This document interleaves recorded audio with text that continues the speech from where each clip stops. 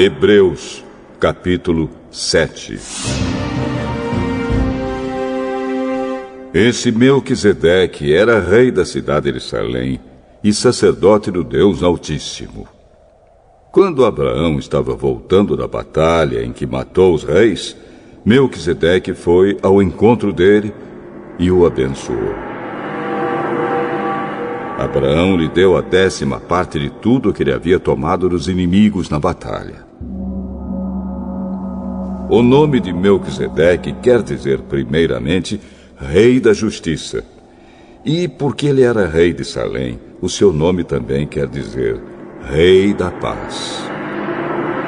Não se conhece o pai, nem a mãe, nem qualquer antepassado de Melquisedeque.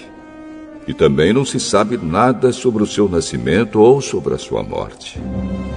Por ser como filho de Deus, ele continua sacerdote para sempre.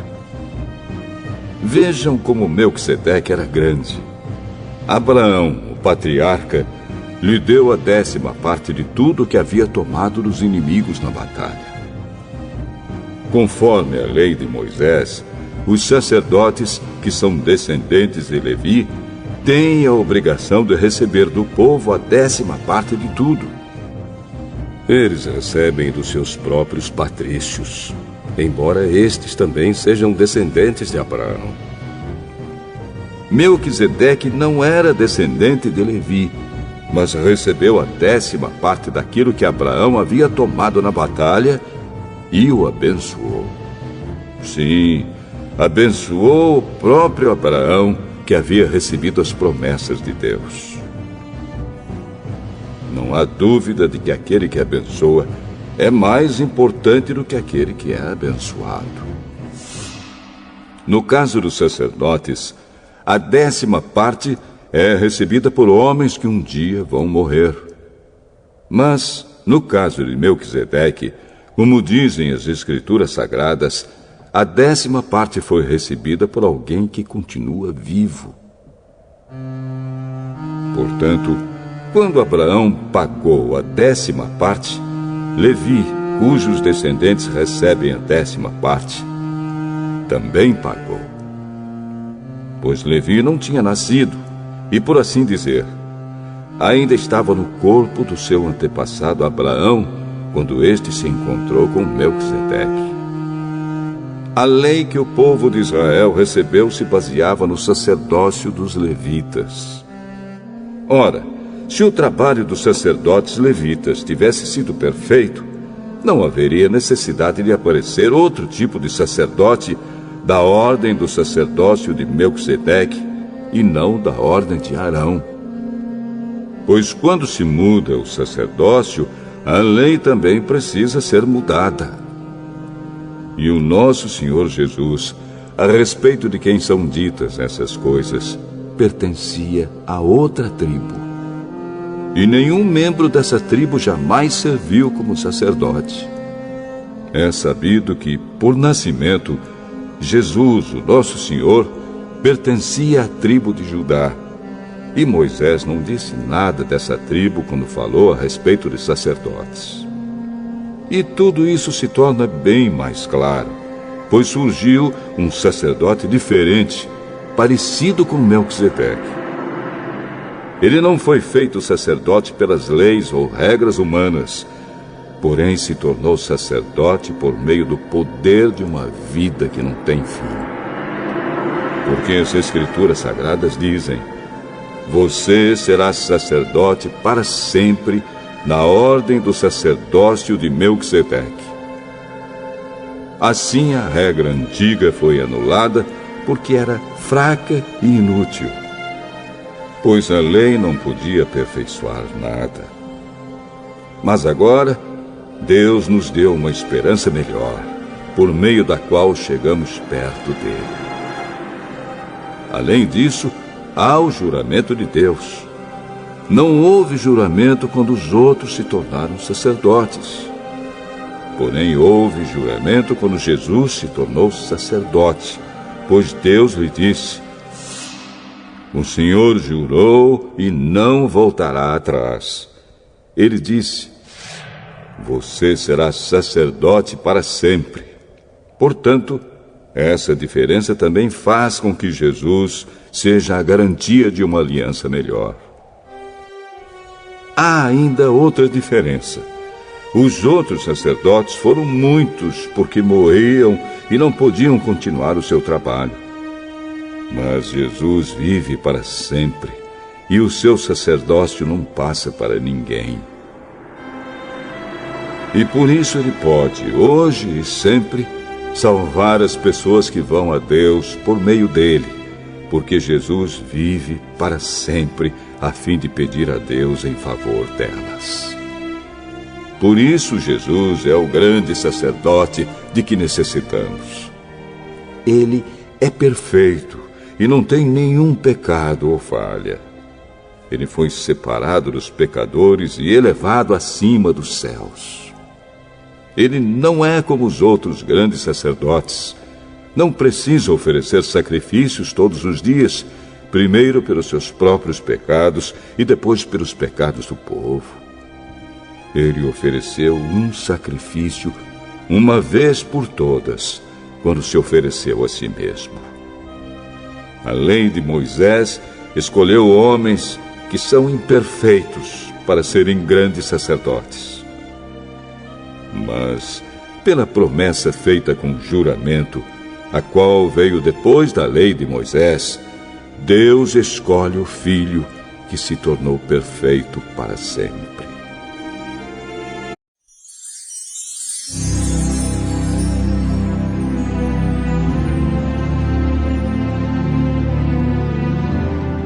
Malaquias, capítulo 3.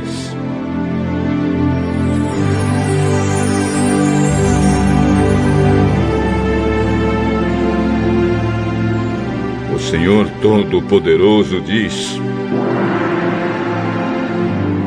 Eu enviarei o meu mensageiro para preparar o meu caminho. E o Senhor, a quem vocês estão procurando, vai chegar de repente ao seu tempo. E está chegando o mensageiro que vocês esperam, aquele que vai trazer a aliança que farei com vocês. Mas quem poderá aguentar o dia em que ele vier? Quem ficará firme quando ele aparecer? Pois ele será como fogo para nos purificar, será como sabão para nos lavar. Ele se sentará para purificar os sacerdotes, os descendentes de Levi, como quem purifica e refina a prata e o ouro ao fogo.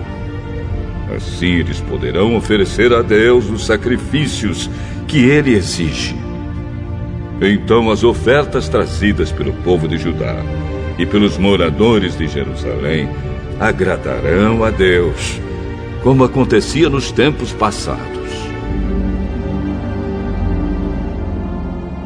O Senhor Todo-Poderoso diz ao seu povo: Eu virei julgá-los e darei sem demora o meu testemunho contra todos os que não me respeitam, isto é, os feiticeiros, os adúlteros, os que juram falso, os que exploram os trabalhadores e os que negam os direitos das viúvas, dos órfãos e dos estrangeiros que vivem com vocês.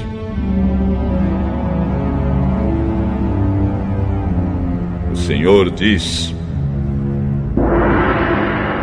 Eu sou o Senhor e não mudo. É por isso que vocês, os descendentes de Jacó, não foram destruídos. Vocês são como seus antepassados. Abandonam as minhas leis e não as cumprem. Voltem para mim e eu voltarei para vocês. Mas vocês perguntam: como é que vamos voltar? E eu pergunto: será que alguém pode roubar a Deus? Mas vocês têm roubado e ainda me perguntam: como é que estamos te roubando?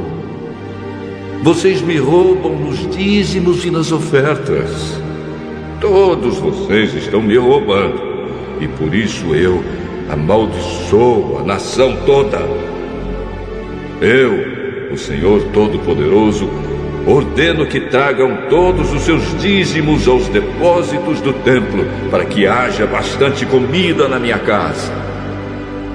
Ponham-me à prova e verão que eu abrirei as janelas do céu e farei cair sobre vocês as mais ricas bênçãos.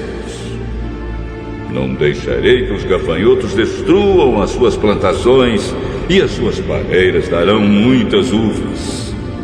Todos os povos dirão que vocês são felizes, pois vocês vivem numa terra boa e rica. Eu, o Senhor Todo-Poderoso, estou falando.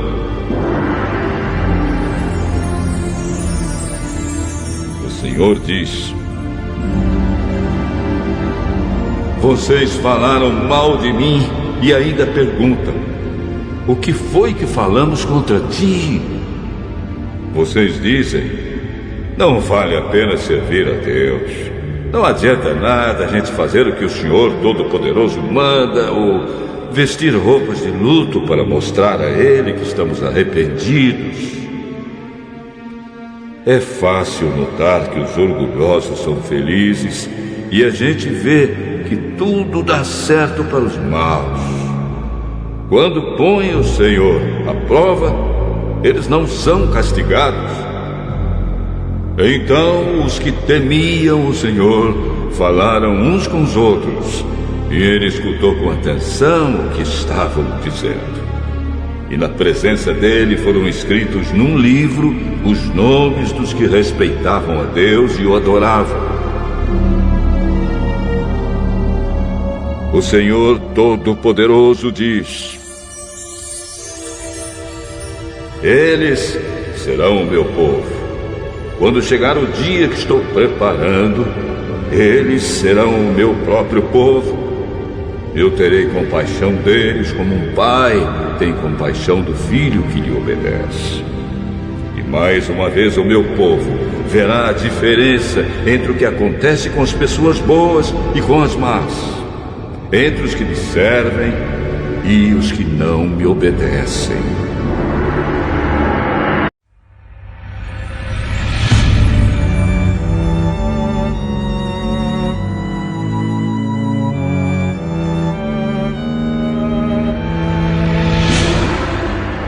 O segundo livro dos Reis, capítulo 12.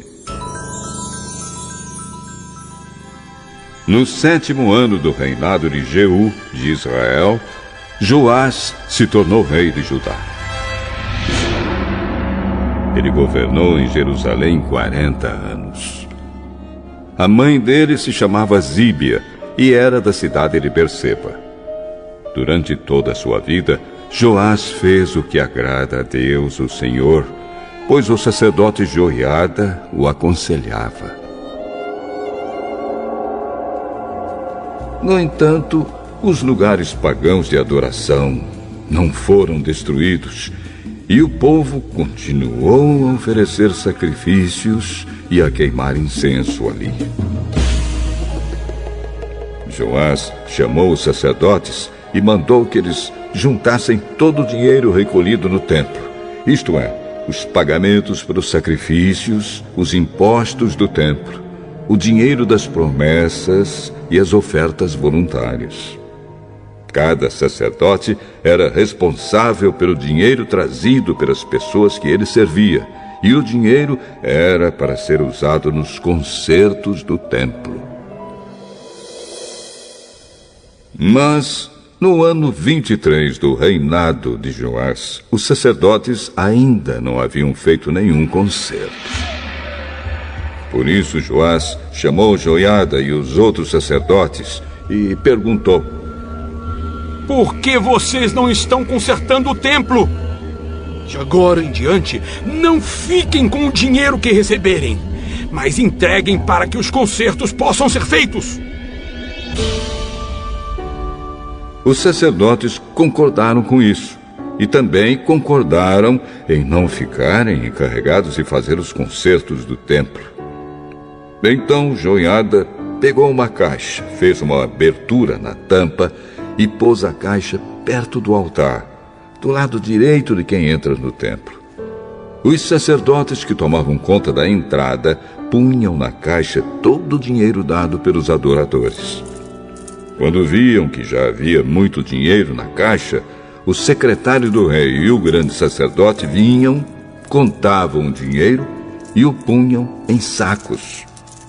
Depois de registrarem a quantia certa, eles entregavam o dinheiro aos homens que estavam encarregados do trabalho no templo. E estes pagavam os carpinteiros, os construtores, os pedreiros e os cortadores de pedras. Também compravam a madeira e as pedras para os concertos e pagavam todas as outras despesas necessárias.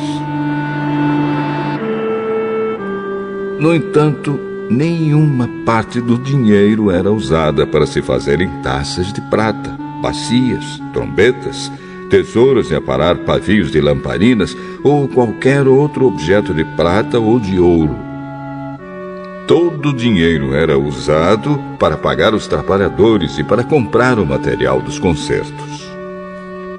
Os homens encarregados do trabalho eram honestos em tudo, e por isso não havia necessidade de pedir que prestassem contas do dinheiro. O dinheiro das ofertas para tirar culpas e das ofertas para tirar pecados não era colocado na caixa, mas ficava com os sacerdotes. Nessa época, o rei Azael da Síria atacou a cidade de Gate e a conquistou. Depois resolveu atacar Jerusalém. O rei Joás de Judá pegou todas as ofertas que Josafá, Jeorão e Acasias, que haviam sido reis antes dele, haviam separado para Deus, o Senhor. Junto com essas ofertas, ele pôs as suas próprias ofertas e todo o ouro que havia no tesouro do templo e do palácio e mandou tudo como presente para o rei Azael.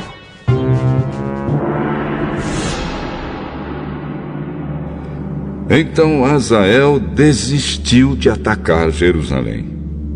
Todas as outras coisas que o rei Joás fez estão escritas na história dos reis de Judá. Os oficiais do rei Joás fizeram uma revolta contra ele. Então 2 deles, Josacá, filho de Simeate, e Josabade, filho de Somer, o mataram na casa construída no aterro que havia sido feito no lado leste da cidade de Jerusalém, na estrada que desce para a cidade de Sila. Joás foi sepultado nos túmulos dos reis na cidade de Davi, e o seu filho Amazias ficou no lugar dele como rei.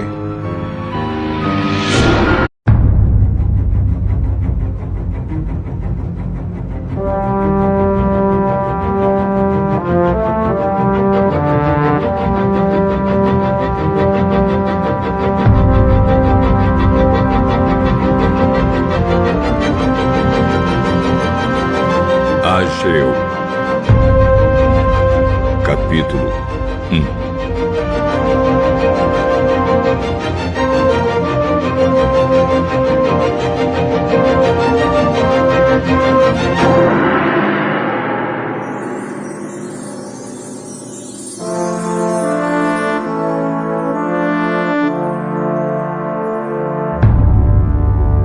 No 2º ano do reinado de Dario, rei da Pérsia, no 1º dia do 6º mês, o Senhor Deus mandou uma mensagem por meio do profeta Ageu.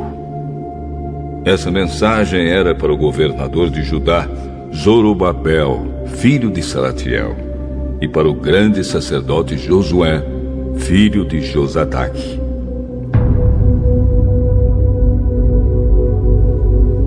O Senhor Todo-Poderoso disse o seguinte: o povo está dizendo que ainda não chegou o tempo de reconstruir o templo. Por isso, o Senhor falou assim por meio do profeta Ageu: povo de Judá, Será que fica bem vocês viverem em casas luxuosas, enquanto o meu templo continua destruído? Pensem bem no que tem acontecido com vocês. Vocês semearam muitas sementes, mas colheram pouco. Têm comida, mas não é suficiente para matar a fome. Têm vinho, mas não dá para ficarem bêbados. Têm roupas, porém elas não chegam para os proteger do frio. E o salário que o trabalhador recebe não dá para viver.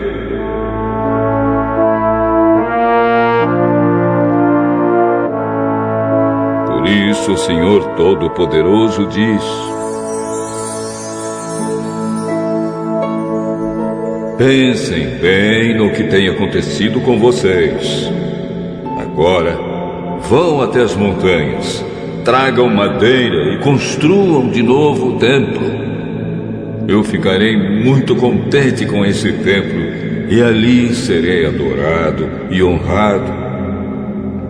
Vocês esperavam colheitas grandes, porém elas foram pequenas. E quando estavam levando para casa o pouco que colheram, eu soprei tudo para longe. E por que foi que eu, o Senhor Todo-Poderoso, fiz isso? Foi porque vocês só vivem cuidando das suas próprias casas, mas não se importam com a minha casa, que está destruída.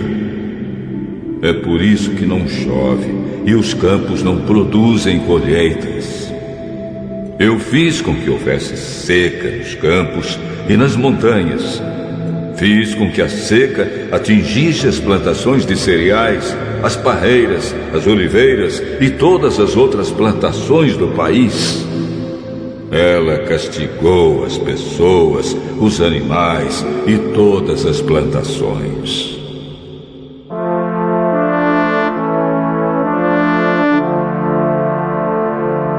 Então Zorobabel, o governador de Judá, e Josué, o grande sacerdote, e todos os que haviam voltado do cativeiro na Babilônia, temeram a Deus e obedeceram à mensagem que o Senhor, o Deus deles, tinha mandado por meio do profeta Ageu. E assim Ageu, o mensageiro de Deus, falou e entregou ao povo de Judá a seguinte mensagem: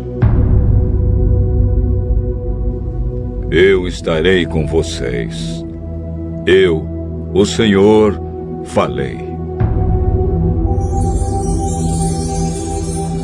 O Senhor deu coragem e ânimo a Zorobabel, o governador de Judá, a Josué, o grande sacerdote, e a todos os que haviam voltado do cativeiro na Babilônia.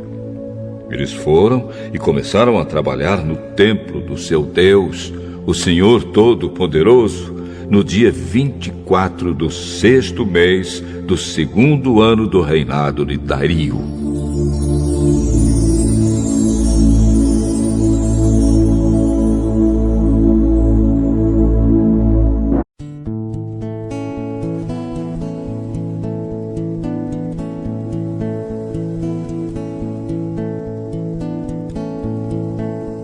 Primeira carta a Timóteo,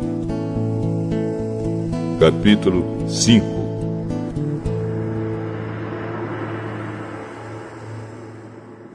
Não repreenda um homem mais velho, mas o aconselhe, como se ele fosse o seu pai. Trate os homens mais jovens como irmãos, as mulheres idosas como mães, e as mulheres jovens como irmãs, com toda a pureza. Cuide das viúvas que não tenham ninguém para ajudá-las. Mas, se alguma viúva tem filhos ou netos, são eles que devem primeiro aprender a cumprir os seus deveres religiosos, cuidando da sua própria família. Assim eles pagarão o que receberam de seus pais e avós, pois Deus gosta disso. A verdadeira viúva, aquela que não tem ninguém para cuidar dela, põe a sua esperança em Deus e ora de dia e de noite, pedindo ajuda dele. Porém, a viúva que se entrega ao prazer está morta em vida. Timóteo, mande que as viúvas façam o que eu aconselho, para que ninguém possa culpá-las de nada. Porém, aquele que não cuida dos seus parentes, especialmente dos da sua própria família, negou a fé e é pior do que os que não creem. Coloque na lista das viúvas somente a que tiver mais de 60 anos e que tiver casado uma vez só. Ela deve ser conhecida como uma mulher que sempre praticou boas ações, criou bem os filhos, hospedou pessoas na sua casa, prestou serviços humildes aos que pertencem ao povo de Deus, ajudou os necessitados, enfim, fez todo tipo de coisas boas. Mas não ponha na lista as viúvas mais jovens, porque quando seus desejos fazem com que queiram casar de novo, elas abandonam a Cristo.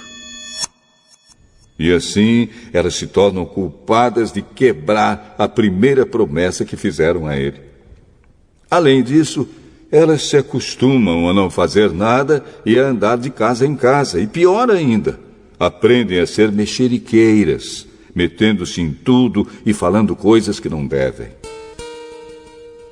Por isso, eu quero que as viúvas mais novas casem, tenham filhos e cuidem da sua casa, para que os nossos inimigos não tenham motivos para falar mal de nós. Pois algumas viúvas já se desviaram e seguiram Satanás. Se alguma mulher cristã tem viúvas na sua família, ela deve ajudá-las. Que ela não ponha essa carga sobre a igreja, para que a igreja possa cuidar das viúvas que não tenham ninguém que as ajude. Os presbíteros que fazem um bom trabalho na igreja merecem pagamento em dobro, especialmente os que se esforçam na pregação do Evangelho e no ensino cristão. Pois as Escrituras Sagradas dizem: não amarre a boca do boi quando ele estiver pisando o trigo. E dizem ainda: o trabalhador merece o seu salário. Não aceite nenhuma acusação contra qualquer presbítero, a não ser que ela seja feita por 2 testemunhas, pelo menos. Repreenda publicamente os presbíteros que cometem pecados, para que os outros fiquem com medo. Na presença de Deus, de Cristo Jesus e dos santos anjos, eu peço e insisto no seguinte: em tudo que você fizer, obedeça a estas instruções, sem preconceito contra ninguém e sem favorecer nenhuma pessoa. Não tenha pressa de colocar as mãos sobre alguém para dedicá-lo ao serviço do Senhor. Não tome parte dos pecados dos outros. Conserve-se puro. Já que muitas vezes você tem ficado doente do estômago, não beba somente água, mas beba também um pouco de vinho. Os pecados de algumas pessoas podem ser vistos claramente antes mesmo delas serem julgadas. Mas os pecados de outras pessoas só são vistos depois. Assim também, as boas ações são vistas claramente. E mesmo aquelas que são difíceis de ver, não poderão ficar escondidas para sempre.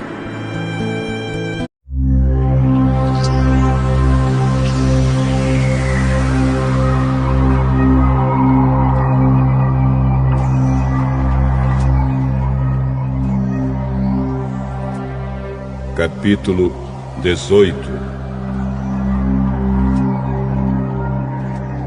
O Senhor Deus disse a Arão: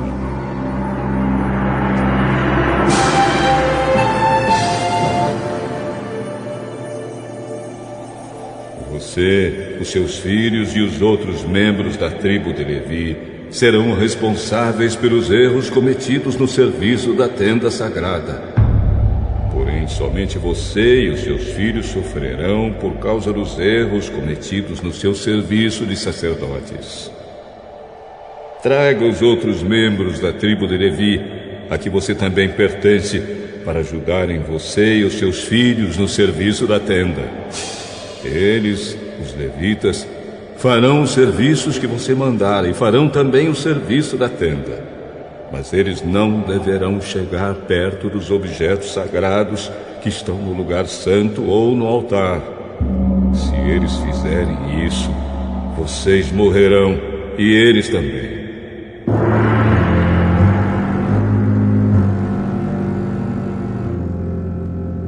Os levitas irão trabalhar com você e farão todo o serviço da tenda. Porém, nenhuma pessoa estranha deverá trabalhar com vocês. Somente você e os seus filhos serão os encarregados dos serviços do lugar santo e do altar. Assim, eu não ficarei irado de novo com o povo de Israel. Entre os israelitas, eu escolhi os seus parentes, os levitas, como oferta para vocês, os sacerdotes. Os levitas são separados para mim a fim de fazer os serviços da tenda sagrada. Mas você e os seus filhos farão o trabalho de sacerdotes, cuidando das coisas do altar e das que estão no lugar santíssimo. Vocês serão responsáveis por essas coisas, porque eu lhes dei o direito de serem sacerdotes. Porém, morrerá qualquer estranho que chegar perto das coisas sagradas.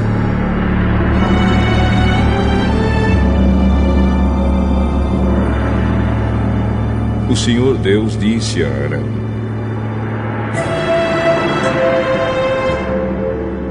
agora estou lhe dando todas as ofertas especiais que forem trazidas a mim e que não forem queimadas como sacrifício. Eu dou essas ofertas a você e aos seus descendentes como aquela parte a que vocês têm direito para sempre. Das coisas mais sagradas e que não forem queimadas, você receberá o seguinte: as ofertas de cereais, as ofertas para tirar pecados e as ofertas para tirar a culpa. Tudo o que for trazido a mim como oferta sagrada pertence a você e aos seus filhos. Você comerá essas coisas no lugar sagrado e somente os homens poderão comê-las. E serão uma coisa sagrada para você. Além disso, serão suas também todas as ofertas especiais apresentadas pelos israelitas, as quais estou dando a você, aos seus filhos e às suas filhas, para sempre. Todos os seus parentes que estiverem puros poderão comer dessas coisas. Estou dando a você o melhor dos primeiros produtos da terra e que os israelitas me trazem, isto é, o melhor azeite, o melhor vinho e o melhor trigo. Os primeiros produtos da terra que as pessoas trouxerem para mim serão de você. Todos os seus parentes que estiverem puros poderão comer dessas coisas. Tudo que na terra de Israel for dedicado somente para o serviço do Senhor Deus pertence a você.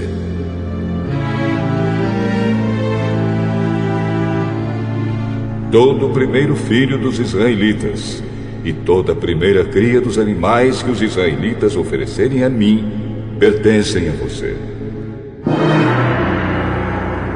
Mas o primeiro filho e a primeira cria dos animais impuros voltarão, mediante pagamento, a ser da pessoa que os ofereceu. O pagamento pelos meninos será feito a você quando eles tiverem 1 mês de idade, e o preço serão 5 barras de prata. Segundo a tabela oficial, a barra de prata, o ciclo, vale 20 geras. Mas a primeira cria das vacas, das ovelhas ou das cabras não poderá ser comprada pela pessoa que a ofereceu. Ela pertence a mim, e deve ser oferecida em sacrifício. Borrife o sangue dela no altar e queime a gordura como oferta de alimento, pois isso produzirá um cheiro que me agrada. A carne dela será sua, assim como o peito e a coxa direita das ofertas especiais são seus. Estou dando a você, aos seus filhos e às suas filhas para sempre, todas as ofertas especiais que os israelitas me oferecerem. Esta é uma aliança de sal que faço com você e com seus descendentes, e ela nunca deverá ser quebrada.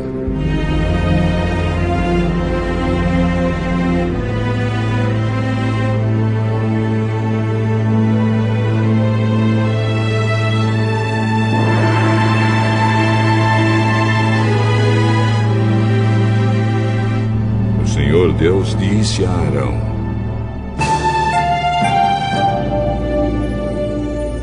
você não terá terras nem propriedades em Israel, como os outros israelitas têm. No meio dos israelitas, eu sou a sua propriedade, a parte que você vai receber. O Senhor disse: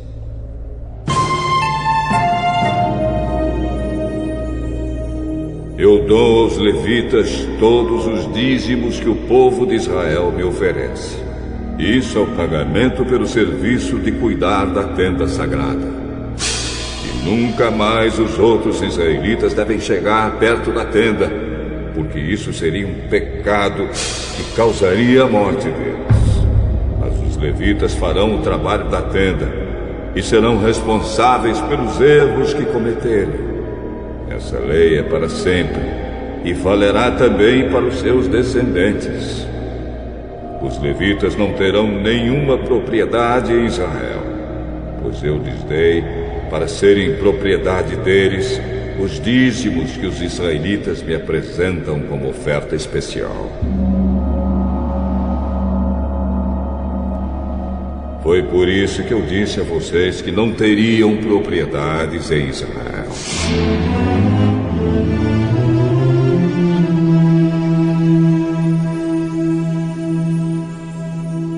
O Senhor Deus ordenou a Moisés que dissesse aos levitas o seguinte: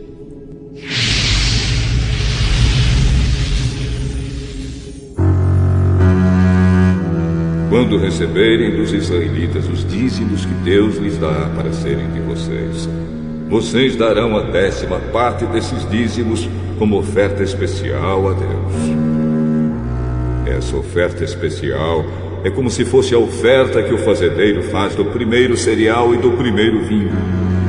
Assim, de todos os dízimos que receberem dos israelitas, vocês darão também uma oferta especial que pertence a Deus, o Senhor. Vocês deverão entregá-la ao sacerdote Arão. Das ofertas que vocês receberem, deem a melhor parte para mim. Depois que me derem a melhor parte, vocês poderão ficar com o resto, como faz o fazendeiro, e depois de dar a sua oferta, fica com o que sobra.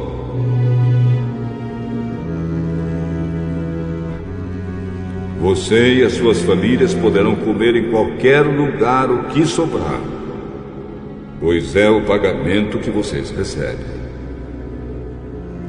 Comendo assim, vocês não estarão cometendo pecado se antes separarem o melhor para o Senhor. E não profanem as ofertas sagradas dos israelitas, comendo alguma delas antes que a melhor parte seja oferecida a mim. Se desobedecerem, morrerão.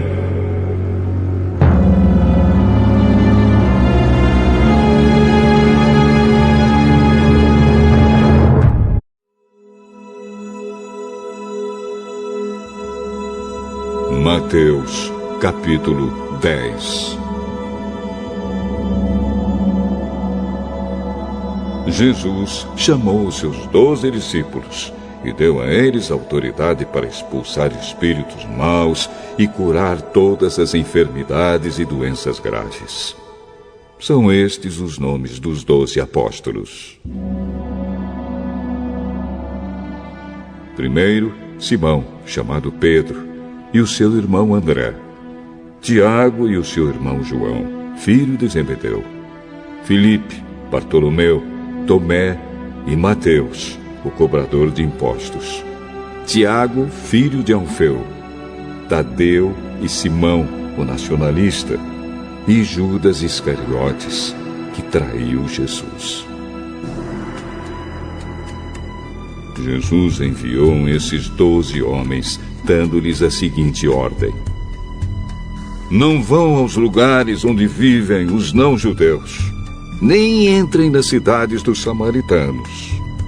Pelo contrário, procurem as ovelhas perdidas do povo de Israel. Vão e anunciem isto: o reino do céu está perto. Curem os leprosos e outros doentes, ressuscitem os mortos e expulsem os demônios. Vocês receberam sem pagar, portanto, deem sem cobrar. Não levem guardados no cinto nem ouro, nem prata, nem moedas de cobre. Nesta viagem não levem sacola, nem uma túnica a mais, nem sandálias, nem bengala para se apoiar, pois o trabalhador tem o direito de receber o que precisa para viver.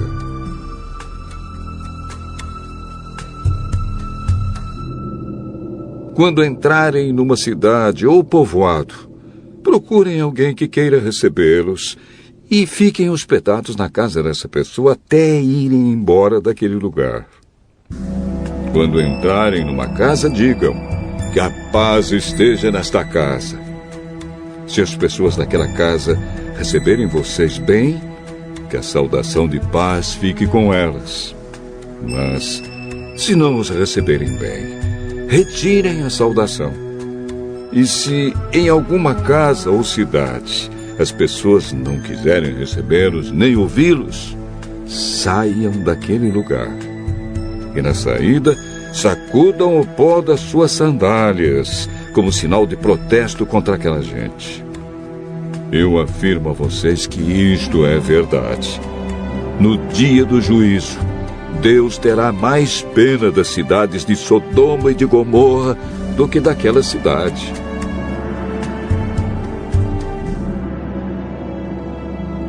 Escutem.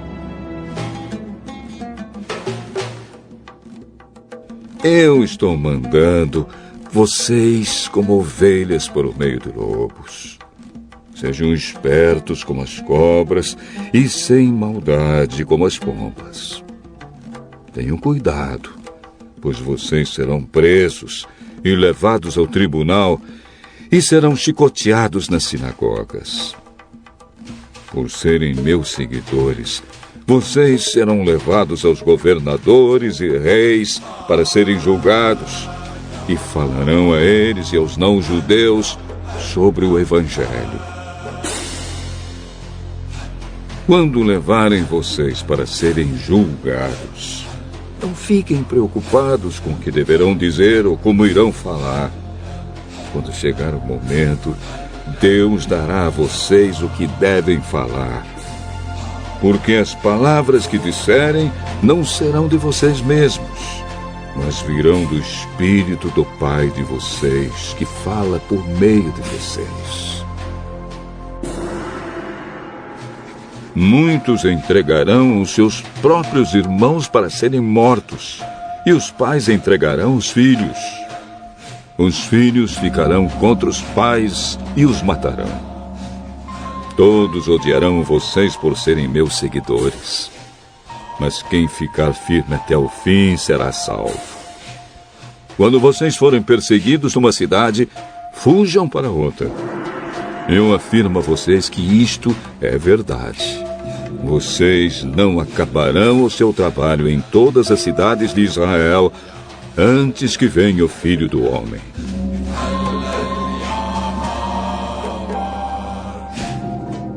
Nenhum aluno é mais importante do que o seu professor e nenhum empregado é mais importante do que o seu patrão. Portanto, o aluno deve ficar satisfeito em ser como o seu professor e o empregado em ser como o seu patrão. Se o chefe da família é chamado de Beelzebu, então as pessoas dessa família serão xingadas de nomes piores ainda. Portanto, não tenham medo de ninguém. Tudo que está coberto vai ser descoberto, e tudo que está escondido será conhecido.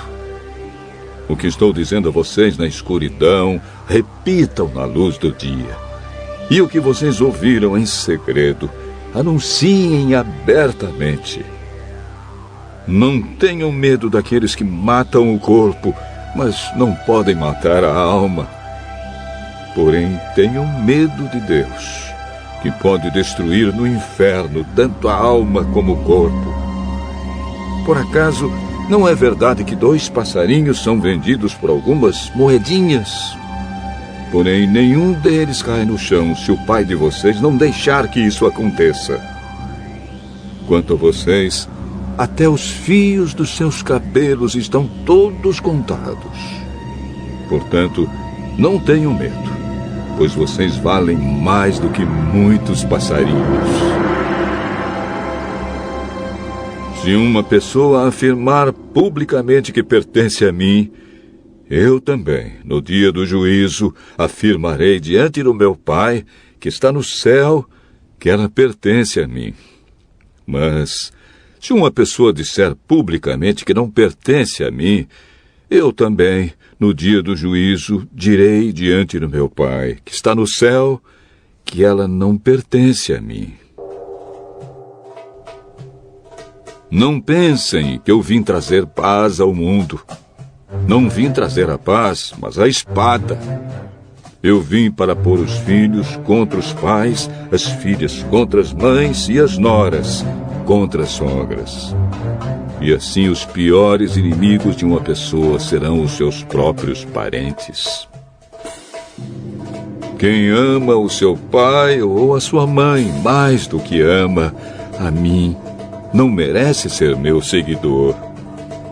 Quem ama o seu filho ou a sua filha mais do que ama a mim, não merece ser meu seguidor. Não serve para ser meu seguidor quem não estiver pronto para morrer como eu vou morrer e me acompanhar. Quem procura os seus próprios interesses nunca terá a vida verdadeira. Mas quem esquece a si mesmo, porque é meu seguidor, terá a vida verdadeira. Quem recebe vocês está recebendo a mim, e quem me recebe está recebendo aquele que me enviou. Quem receber um profeta, porque este é profeta, terá uma parte da recompensa dele. E quem receber uma pessoa boa, porque ela é boa, terá uma parte da recompensa dela. Eu afirmo a vocês que isto é verdade. Quem apenas por ser meu seguidor, der ainda que seja um copo de água fria ao menor dos meus seguidores, certamente receberá a sua recompensa.